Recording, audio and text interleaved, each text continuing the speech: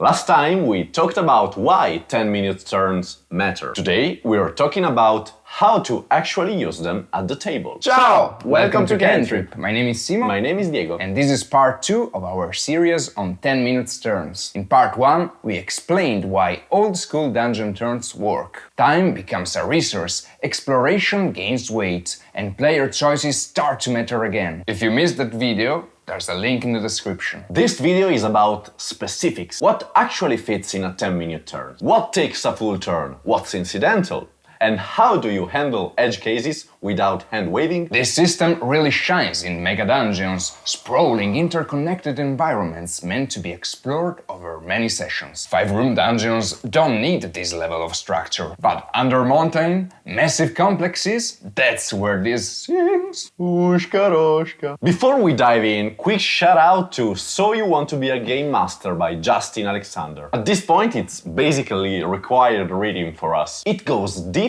into dungeon exploration and timekeeping, and it's been hugely influential on how we run our games. Alright, let's break down dungeon actions. You can move. Your party moves their speed times 5 per turn if sticking together. Slowest member has 30 feet. Group moves 150 feet per turn. This assumes exploration, examining surroundings, discussing, taking notes, mapping, being careful. Want to hustle through known areas? Speed times 100. That 30-foot party covers 3,000 feet per turn. Again, this is for MEGADUNGEONS for a reason. The cost is disadvantage on perception and stealth, or no rolls at all. Can't map or take notes. Useful for retreats or known tunnels, but risky. Obviously, not every bit of movement in a dungeon should cost a full 10-minute turn. Taking a few steps, shifting position, walking up to a nearby door to listen, those are seconds, not minutes. Incidental movement are something that does not advance the clock on its own. The issue is when it starts to add up. One short reposition is fine, but keep moving back and forth,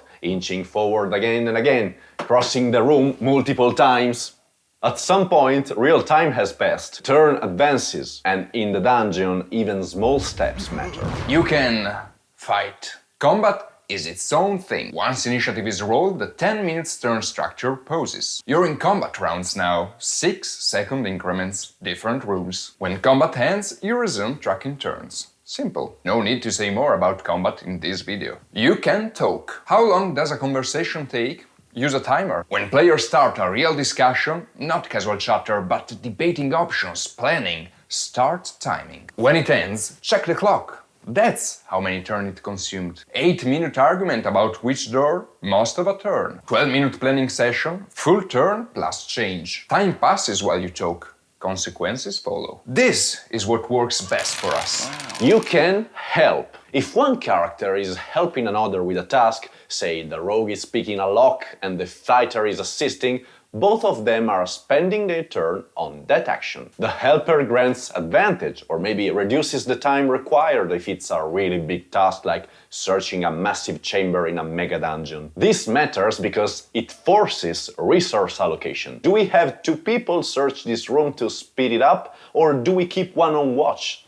Choices. You can keep in watch. They scan, listen, stay alert. Only one rolling perception without disadvantage. Everyone else, disadvantage because they are focused elsewhere. Searching, mapping, examining. Nobody keeping watch when monsters show up. Everyone rolls perception with disadvantage. Or no rolls. Heads down when goes around the corner. Surprise round. That's what you get. You can overcoming obstacles. An unlocked door is of course incidental, but a locked or stuck door, that's an obstacle. Attempt with a skill check. Succeed? Great. Fail? Spend a full turn and automatically succeed. Taking your time, being methodical, brute forcing it. Applies to disarming traps, climbing pits, moving heavy object, solving puzzle, repairing items. Anything difficult can be overcome by spending time. Time is the universal solvent. Question is, can you afford it? You can cast a ritual. Did you ever notice that the rituals have a casting time of 10 minutes? No? I wonder why. If a spell has the ritual tag and you want to cast it as a ritual, that takes 10 minutes. Perfect. That's a turn. One turn, one ritual.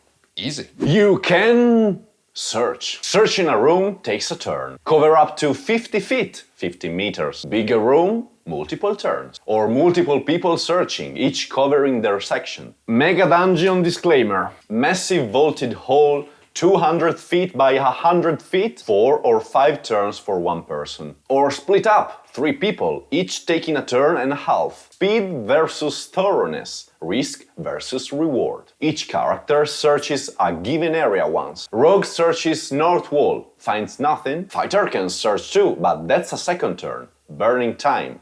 Time is dangerous. Movement, combat, conversation, helping, keeping watch, overcoming obstacles, rituals, searching, your dungeon actions. Most take a full turn, some are incidental. Combat is its own system. Conversations timed real time. The key is consistency. Establish what takes a turn, stick to it. Players internalize the rhythm. I'll search, you keep watch, you examine the statue.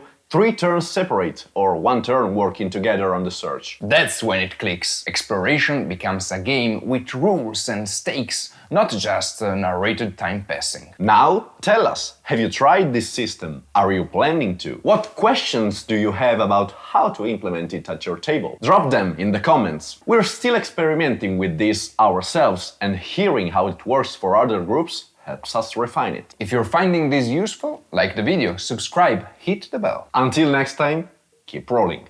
Thanks for watching!